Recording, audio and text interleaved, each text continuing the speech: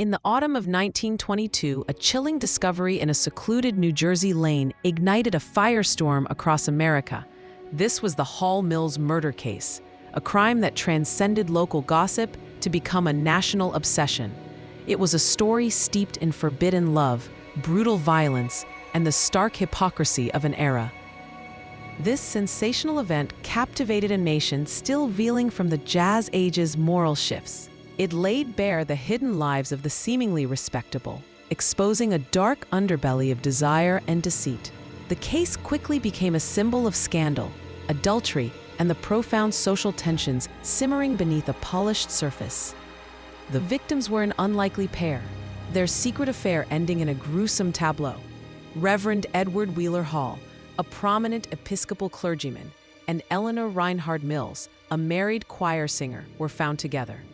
Their bodies lay side by side, meticulously arranged, under a crabapple tree. The discovery was made on September 16, 1922, in a desolate area known as DeRussey's Lane in Somerset County, New Jersey. It was a place often frequented by lovers seeking privacy, now forever stained by tragedy. The scene itself spoke volumes of a brutal, calculated act. Both had been shot multiple times, and Eleanor Mills' throat had been cut. Reverend Hall's calling card was placed neatly at his feet, a bizarre detail that only deepened the mystery.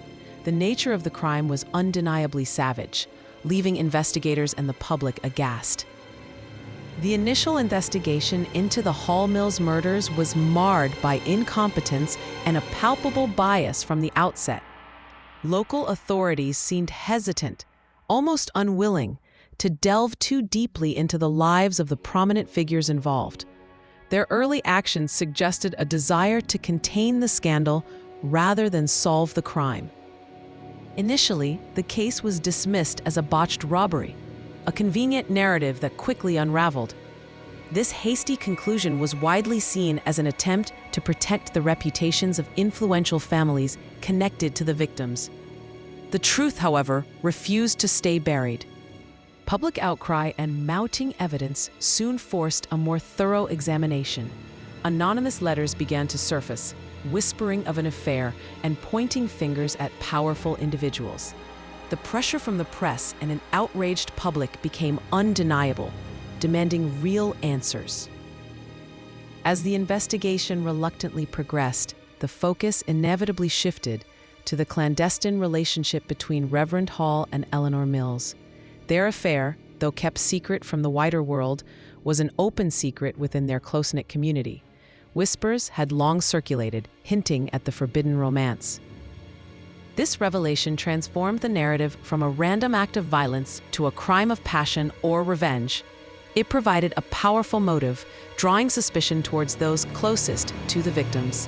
The affair became the central pillar around which the entire case would revolve.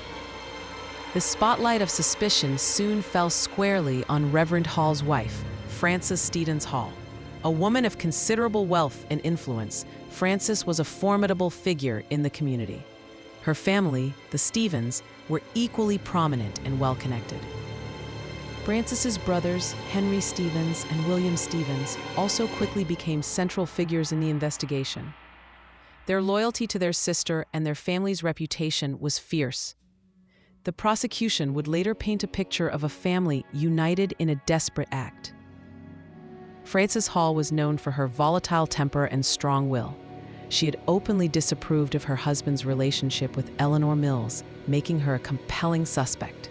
Her social standing and perceived moral outrage provided a powerful backdrop to the unfolding drama. The prosecution's theory was stark and dramatic. Frances, driven by jealousy and a fierce desire to protect her social standing, orchestrated the murders. They believed she acted with the assistance of her brothers, silencing the lovers who threatened her world.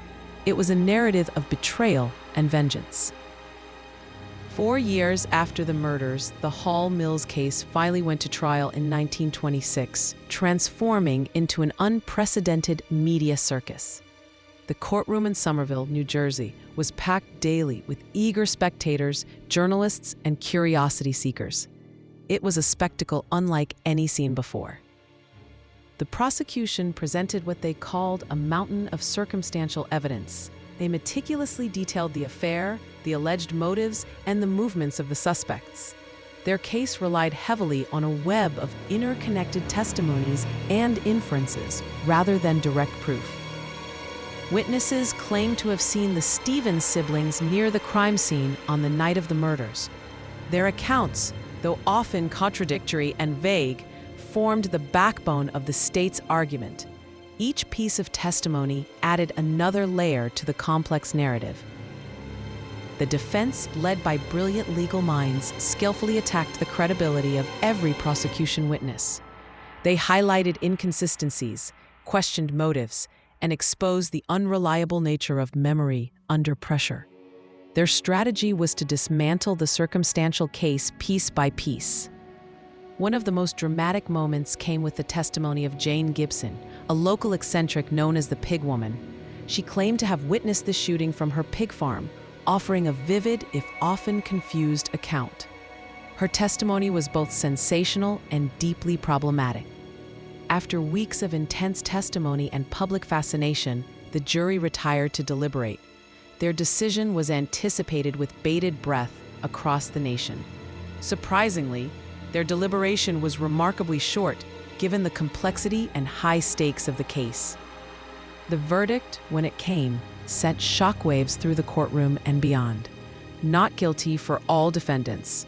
Frances Hall and her brothers were acquitted, walking free from the shadow of murder. The outcome left many stunned and deeply unsatisfied. With the acquittal, the Hall Mills murder case officially remained unsolved. No one was ever held accountable for the brutal deaths of Reverend Hall and Eleanor Mills. The mystery deepened, leaving a permanent stain on the annals of American crime. The Hall Mills murder case stands as a testament to the enduring complexities of crime and justice. It highlighted the limitations of investigations, especially when influenced by social standing and public opinion. The case exposed the raw nerves of a society grappling with changing morals. It laid bare the hypocrisy of the upper class, where appearances often mask scandalous realities. The power of social standing and wealth to influence legal proceedings became a central theme. The enduring allure of scandal, particularly involving prominent figures, was undeniable. This unsolved mystery continues to fascinate historians and true crime enthusiasts alike. It offers a compelling glimpse into a bygone era, a time of flappers and prohibition, where human drama played out on a grand, tragic stage.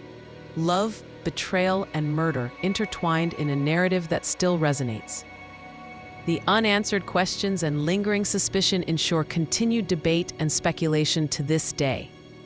Who truly killed Reverend Hall and Eleanor Mills? The crabapple tree in Lover's Lane holds its secrets, a silent witness to a crime that forever changed a community and captivated a nation.